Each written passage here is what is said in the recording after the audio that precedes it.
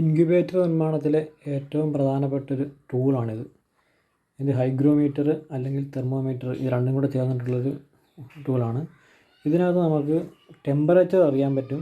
അതുപോലെ തന്നെ ഹ്യൂമിഡിറ്റി, ഒരു റൂമിന് അകത്താണ് വയ്ക്കുന്നതെങ്കിൽ ആ റൂമിൻ്റെ അകത്തുള്ള ടെമ്പറേച്ചറും അതുപോലെ ആ റൂമിലെ ഈർപ്പത്തിൻ്റെ അളവ്, അതായത് ഹ്യൂമിഡിറ്റിയും ഇത് ഒരേ സമയം കാണിക്കും.